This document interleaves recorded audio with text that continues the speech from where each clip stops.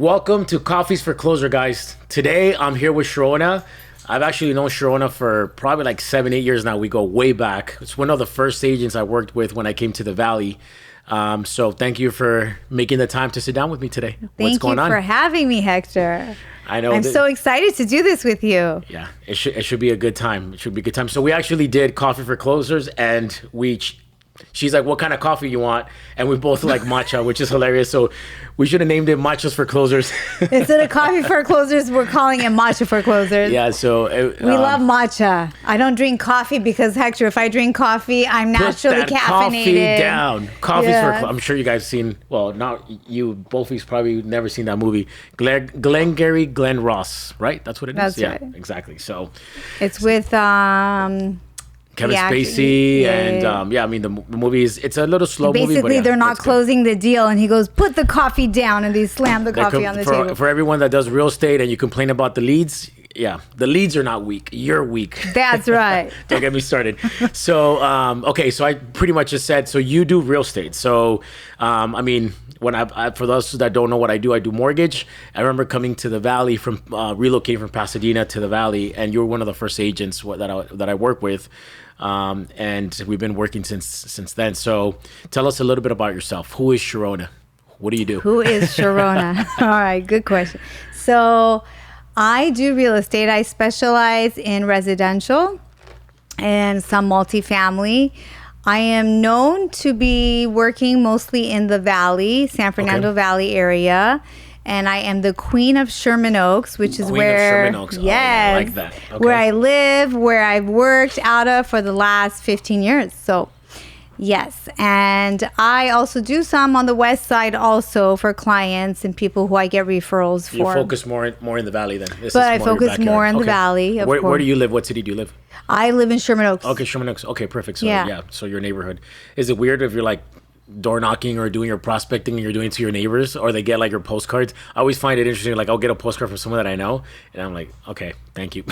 Yes, it works out perfect actually because this natural advertising. When I'm walking my dogs in the neighborhood, they see me, so it's a constant reminder. But it is kind of weird with some neighbors. You're so personal, and you want to go drop off a flyer or knock on their door, and so I kind of just I'm like, oh, I already know them, so I'll just leave it outside. Yeah, you're like, hey, what's up with the family barbecue? And you're over there prospecting. Yeah, so if anyone wants to buy or sell real estate, I'm here. Yeah, that's classic. Yeah. So okay, so how long have you been doing real estate? You said. I've been doing it I've known you for 8 years about, years, yeah. and I've been doing it for a total of 15 years. 15 years. Oh wow. Okay. Yeah. And what made you get like? Why'd you pick real estate? What made you be like, okay, I want to be a real estate agent?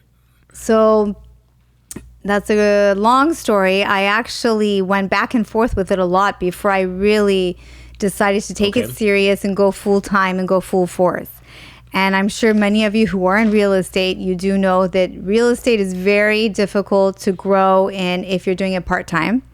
You really have to be doing it full-time and focused, and you're all the time doing real estate. Like even when you're out with friends or you're out with family, successful realtors are always thinking real estate. Yeah. So if I'm out with my neighbors, like you said, it's normal for me to think of, hey, what deal? What are you looking to do next? Yeah. What do you want to buy? What do you want to invest in? What do you want to sell?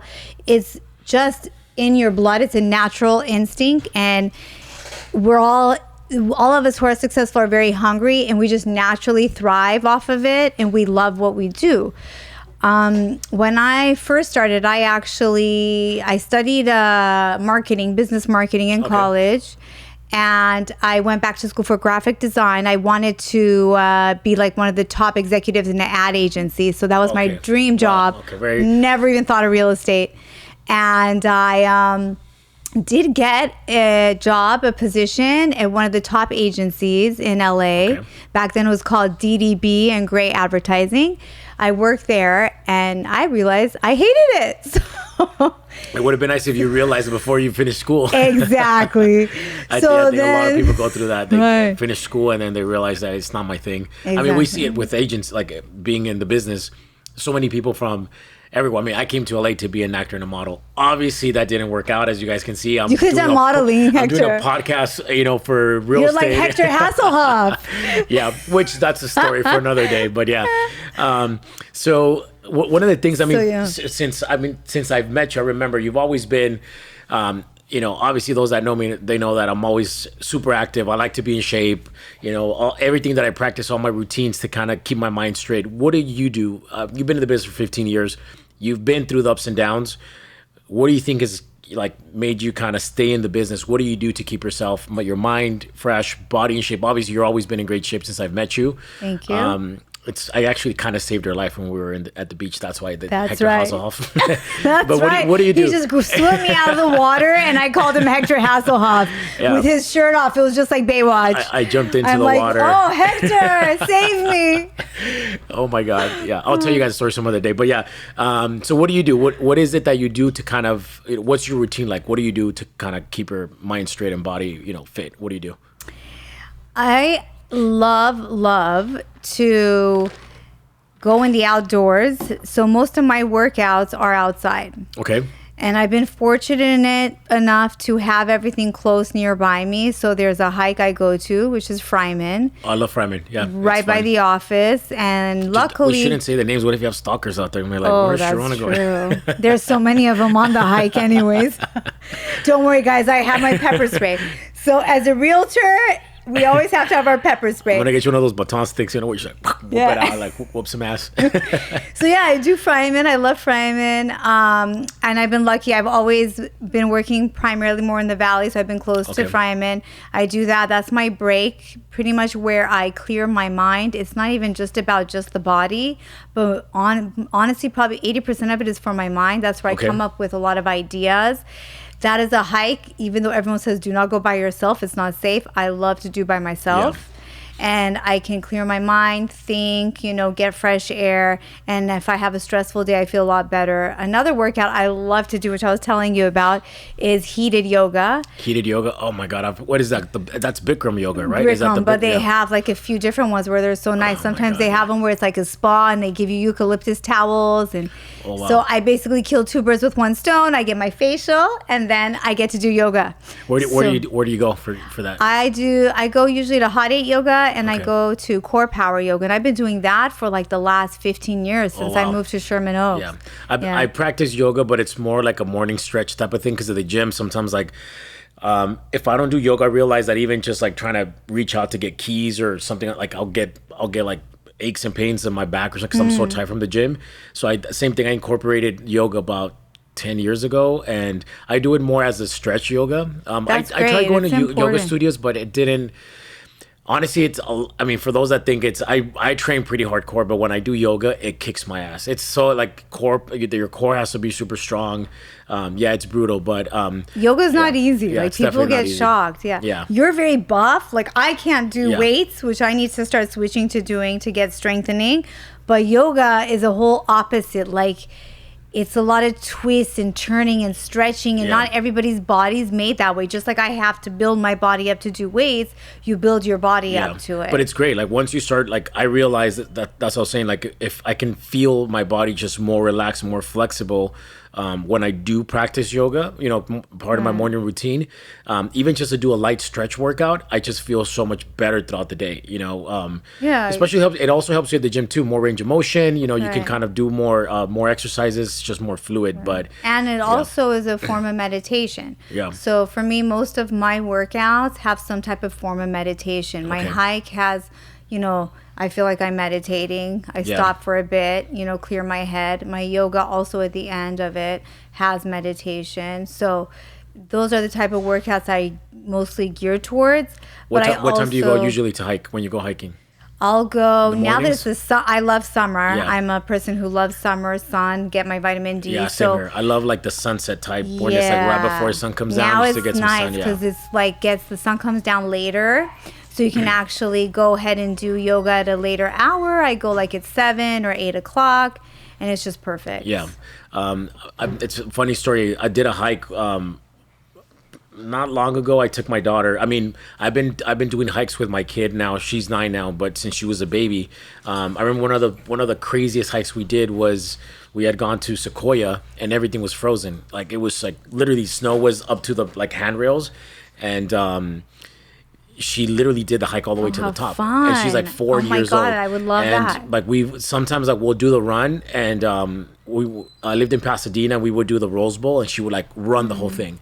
So she's like so active. So she's like her dad. Yeah, seriously, That's yeah. good. She's so active, but she likes to hike. Anytime I tell her, hey, we're gonna go do a hike, she loves it. She likes to be in the outdoors and everything. Does she go skiing? We've never done skiing. No. I used to love skiing, but now like my knees are not so good, so I don't go. But that was something I used to love to do as one of my hobbies. Yeah, I've never done skiing. I tried doing water skiing once in Acapulco. Shout out to my boys in Acapulco. All inclusive. It was horrible. Like I thought it was so easy. God, I saw it. I was like, oh man, I can do this. I jump on the skis, and I literally couldn't get up. I was like hunched back, and then the water was just hitting my ass and going up to my face, so I couldn't even see. I couldn't stand up, and I tried it 3-4 times until I fell into the water, and I'm like, yeah, it's in your hips. Yeah, you gotta. It's in your hips. Yeah, it was fun, but yeah, I like skiing. I want to go snowboarding. I haven't done snowboarding either. Snowboarding also is in your hips. I wasn't able to transfer from skiing to snowboarding because I was used to skiing when I was younger, so I wasn't able to do it. But if you've never skied, it's good to start off with snowboarding. I want to try snowboard, especially that was one of the beautiful things about living here in California, especially like we have Big Bear Mountain. Well, there's like other parts of Big Bear you don't have to go all the way up, probably 2-hour drive, and then we have the beach 30 minutes from here. It's amazing. Yeah, it's amazing. And also going back to you're asking me about how I started. So even when I was in the corporate world, I always was like, the way I would clear my mind is I would on my lunch break go take walks outside. And then once I figured out that's not what I wanted to be doing, I ended up actually opening up a clothing store, a business of my own. And I realized that I think I'm great at being an entrepreneur and being on my own. And I had my license. And then I met a great mentor that kind of showed me the way. And I worked with a couple top agents as their assistant. That's how I started. Yeah. And then I went on my own. And then that way I went full force, and I just never stopped. And it was my thing, and I didn't even know it. Yeah. Yeah. Yeah. What do you think has been one of the highlights of like real estate? Like what's one thing that you did, or maybe more like a goal you had maybe at some point that you're like, wow, when I reach this part, obviously we're always growing, we're always developing, but what's something like a milestone that you hit that you were just like, oh wow, like shit, I made it, or whatever that is for you? That's a good one. So I think it was back maybe 7-8 years ago. 8 years ago was when I said I'm doing this full time. And if I could go back, I would say I wish I started earlier. That's one thing I would change. I went back and forth until I decided this is what I want to do full time. And when I did start full time 7-8 years ago, the best experience when I realized, wow, like I love competing and I love winning. That's just me. I've always been like that. So, and I love very it's a very competitive field, and I love getting awards. So at that time, our company would give awards, and every year I would get a higher and higher award. I was growing, but the first time we had something back at Keller Williams. Remember, it was called capping. Oh yeah, I remember. So once you cap to a certain amount, then you get full commission. They don't take any split from you, the brokerage. And for me, that was such a big deal. The first time that I capped and I met that quota, it was like, I don't know how giving birth is yet, but it felt like giving birth, guys. I was like, whew, so relieved. It's like a big milestone. Yeah, it was a big milestone. And from there, I just wanted to keep growing and growing. And there's still so much more, Hector, that I want to do, and so many ideas and so many things I'm excited about. And I still have, like, every year, I see more and more growth. And that's what I love about this business, is there's no ceiling. You always can keep going more and more and more. Yeah, and it's up to you. You don't have anyone telling you where to stop. You see, like, your personal, like success, but then you see how you might, if you compare yourself to someone maybe lower, in the process, right? But then there are people are just like killing it, like just doing like stupid numbers, right? And then you see them, and then you talk to them, and they're like, dude, like this is nothing. They're talking to developers and like investors, and there's just really there is no ceilings in this business. It's beautiful. I mean, I'm on the mortgage side, but obviously there's a lot of plus and advantages of being in the business.